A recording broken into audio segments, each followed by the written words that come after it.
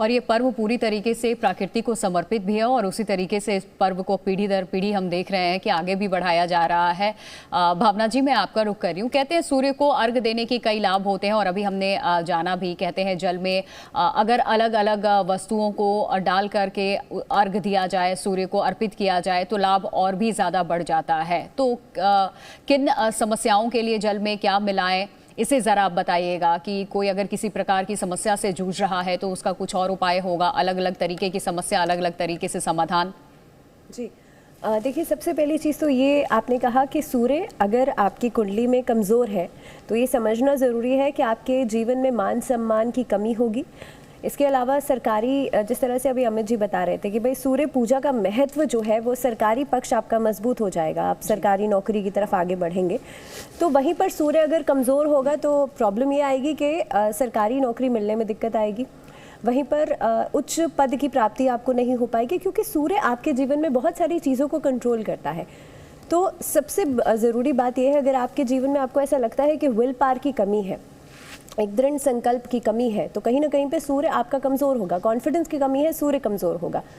इसीलिए जैसे कि क्योंकि ये 4 दिन का जो छठ पूजा का पर्व होता है ये सबसे खास माना जाता है पूरे साल भर में। वैसे तो हम कई बार सूर्य देव की पूजा करते हैं, भानु सप्तमी का पर्व भी इसी महीने में पड़ता है जिस पर हम सूर्य की पूजा 7 घोड़ों के साथ करते हैं। लेकिन कार्तिक का महीना जब शुक्ल पक्ष में जिस तरह से छठ पूजा 4 दिनों का ये पर्व मनाया जाता है, तो सबसे महत्वपूर्ण मौका है। इस पर अगर जैसे कि हमने पिछली बार भी बात करी थी कि मान लीजिए आप 4 दिन की पूजा नहीं कर सकते हैं, तो आप सूर्य को सुबह उठ करके अर्घ ज़रूर दें।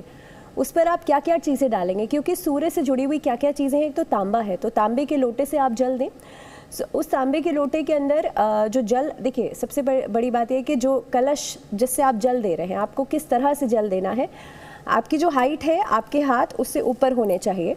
दूसरी बात, उस जल के अंदर आप क्या डालेंगे, आप लाल पुष्प डाल सकते हैं, उसके अंदर आप गुड़ डाल सकते हैं, आप गेहूँ डाल सकते हैं, उसके अंदर आप लाल जो चंदन होता है वो डाल सकते हैं।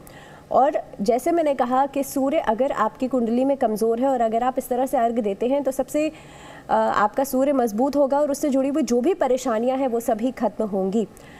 ये वैसे भी एक नियम की तरीके से आप बना लीजिए। छठ पूजा का समय तो बहुत अच्छी बात है, आप इस समय से शुरुआत कर रहे हैं, लेकिन वैसे भी जो सूर्य को अर्घ देने का एक जो नियम है वो ज़रूर होना चाहिए।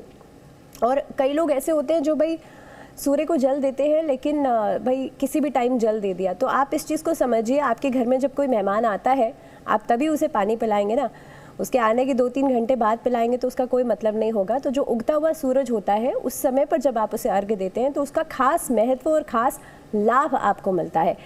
तो उगते हुए सूरज को आप अर्घ ज़रूर दें इस समय पर छठ पूजा के दौरान, और उसके बाद उसे नियम में ज़रूर बना लें, वो बहुत ज़्यादा महत्वपूर्ण है। ठीक है प्रतीक जी, आपका रुख कर रही हूँ मैं। कहते हैं हिंदू धर्म से जुड़ी हर मान्यता और पर्व के पीछे वैज्ञानिक दृष्टिकोण भी होता है, तो छठ महापर्व के पीछे क्या कारण है ये आप बताइए, और क्या इसमें कोई सामाजिक संदेश भी छुपा हुआ है? सामाजिक संदेश की तो बात करेंगे ही करेंगे, लेकिन सबसे पहले वैज्ञानिक पहलू को छुएंगे। हम सब प्रिज्म थेरेपी को समझते हैं और कहा भी जाता है सूर्य की तरंगे, सूर्य के रंग हमारी बॉडी को, क्योंकि सूर्य आत्मविश्वास के कारक है, और कहते हैं कुछ ब्रेन के केमिकल सन एंड मून मतलब सूर्य और चंद्र ड्रिवन होते हैं। तो इसलिए खास तौर से जब आप सुबह सुबह 4 बजे के से लेकर 6 बजे के बीच जब सूर्योदय हो रहा होता है, जब आप अर्घ दे रहे होते हैं, तो जब वो सूर्य की किरणें आप आत्मसात कर रहे होते हैं, अपनी बॉडी में ले रहे होते हैं, तो कहीं ना कहीं कॉन्फिडेंस आपके अंदर, आपके पिता की आयु, आपकी अंदर की आरोग्यता, आपकी नौकरी, आपके मन मस्तिष्क को ज़्यादा बेहतर, शांत, मजबूत करती है। और ये वैज्ञानिक कहीं ना कहीं मानते हैं कि प्राणवायु सूर्य के बगैर मिल नहीं सकती। हम भी जानते हैं अगर सूर्य की किरणें पौधों पे ना पड़े प्रिया जी तो ऑक्सीजन नहीं होगा, राइट। तो निश्चित तौर पर ये जो प्रिज्म थेरेपी है रंगों की थेरेपी है, और सूर्य का जो ये प्रकाश है सुबह के समय जो हमें मिलता है, जो अर्घ देते समय मिलता है, निश्चित तौर पर शरीर के लिए बहुत अच्छा होता है। अब दूसरी बात, जब आप सूर्य को अर्घ दे रहे होते हैं तो आप खास तौर से कहा जाता है सीधे नजरें नहीं मिलाते हुए सूर्य की रोशनी से हल्का सा नीचे करते हुए उनको जल अर्पित करें। तो जल अर्पित करना और सूर्य देव को देखते हुए गायत्री मंत्र का पाठ या कोई भी मंत्र का पाठ करना आपको निश्चित तौर पर आरोग्यता की तरफ, आपके परिवार को किसी भी दोष से मुक्ति की तरफ ले जाता है। क्योंकि पितृदोष भी जो लगता है सूर्य की वजह से ही लगता है जब सूर्य राहु के साथ आते हैं। तो इसीलिए कहा जाता है पितरों को भी तर्पण। आप सिर्फ सूर्य को ही तर्पण नहीं दे रहे हैं उस समय, आप अपने पूर्वजों के प्रति आभार व्यक्त कर रहे हैं, आप अपने पिता के प्रति आभार व्यक्त कर रहे हैं, आप इस समाज के प्रति आभार व्यक्त कर रहे हैं, आप सूर्यदेव के प्रति आभार व्यक्त कर रहे हैं।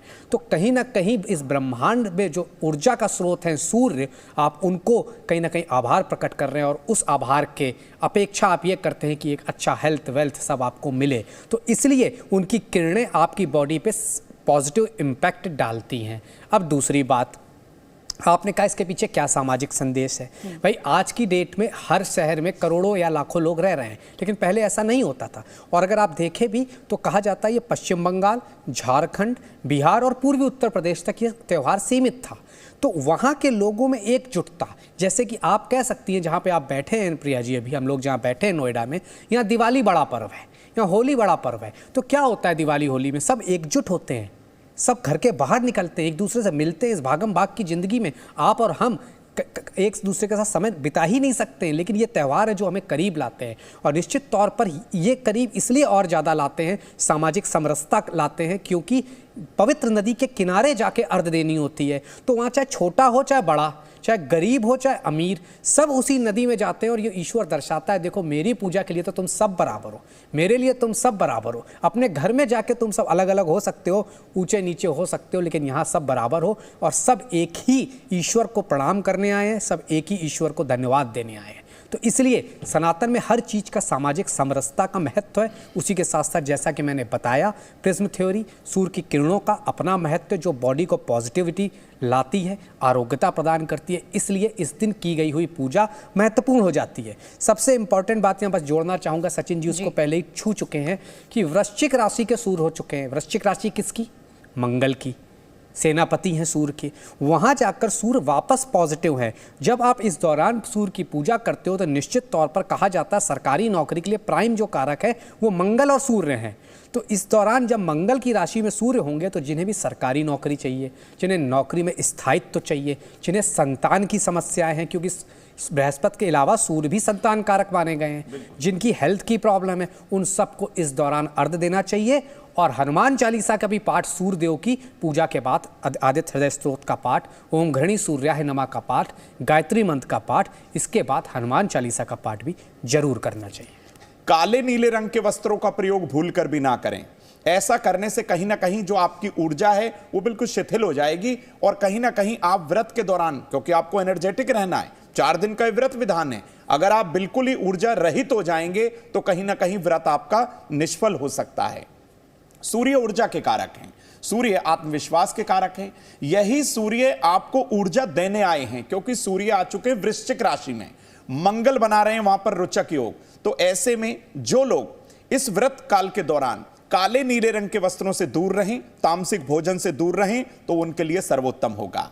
अगर परिवार का कोई व्यक्ति बुजुर्ग है और वो चाहता है संपूर्ण व्रत का उसको पूर्ण फल मिल जाए, तो ऐसे में वह अपने घर में आराम से बैठे, शांतचित्त होकर बैठे, बशर्ते थोड़ा सा मांस मदिरा प्याज लहसुन इस तरीके का भोजन घर में नहीं बनना चाहिए। विशेष तौर पर इस बात का सभी लोगों को ध्यान रखना होगा। और एक बात, जब भी हमारे बुजुर्ग जो हैं अपने बच्चों के लिए व्रत ये रखेंगे तो बच्चों को निरोगी काया मिलेगी, उनके बिगड़े हुए काम भी बनेंगे और आजीविका में तो बस आप भूल जाइए कितनी वृद्धि होगी।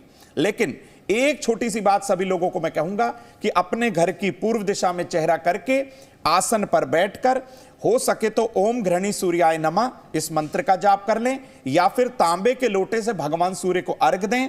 अगर आप बीमार हैं, आप छत तक जाकर भगवान सूर्य को अर्घ नहीं दे सकते, तो अपने घर में ही किसी सोफे पे या किसी चेयर पर बैठकर आप भगवान सूर्य की उपासना कर सकते हैं। यही सूर्य की उपासना आपको निरोगी काया देगी, क्योंकि लग्न कुंडली के कारक कहे गए हैं भगवान सूर्य। यही सूर्य आपको जो है एकदम से सुंदर काया देंगे, आपको आरोग्यता देंगे। आपका शरीर के अंदर जो ऊर्जा है उसका जो संचार का जो मेन स्रोत है वही सूर्य है, क्योंकि प्रकृति के अंदर भी मुख्य जो स्रोत है, जो हमें प्रकृति के अंदर जो चराचर जीव को सभी को जो ऊर्जा देते हैं वो भगवान सूर्य हैं। तो अगर सूर्य कहीं दिखना बंद हो जाए तो इस सृष्टि के अंदर अंधेरा छा जाएगा। ऐसे में आप भगवान सूर्य की उपासना जरूर करिए। आप महानगर में रहते हैं, किसी छोटे कस्बे में रहते हैं, आपको सूर्य की उपासना जरूर करनी है, क्योंकि आरोग्यता तो आपको भी चाहिए। जब सूर्य आते हैं, जैसा कि प्रतीक भाई ने कहा कि भाई प्रिज्म के तौर पर अगर आप देखें, इन्होंने साइंटिफिकली बताया, मैं आपको थोड़ा सा जो इसकी कथा बता देता हूं कि भाई देखिए, भगवान सूर्य जब ऊर्जा देते हैं, जब वो सुबह के समय अपना प्रकाश देते हैं, तो वो ये नहीं देखते हैं कि किसी का घर छोटा है या बड़ा है, वो समरसता फैलाते हैं। एक रूप से सबको जो है सूर्य का प्रकाश मिलता है, चाहे किसी का घर छोटा हो, चाहे किसी का घर बड़ा हो, या फिर वो कोई किसी महल में रहता हो। सूर्य की रोशनी एक तरीके से आपके ऊपर अपना प्रभाव दिखाना शुरू कर देती है। तो भाई जब ये सारी व्यवस्था भगवान सूर्य ने बनाई हुई है, तो हम सब प्राणियों का भी यह फर्ज बनता है कि हम इस प्रकृति के बेहद करीब रहें, प्रकृति को स्वच्छ रखें, सुंदर बनाने का इसको प्रयास करें। ऐसा करने से भी भगवान सूर्य की विशेष कृपा अवश्य मिलती है।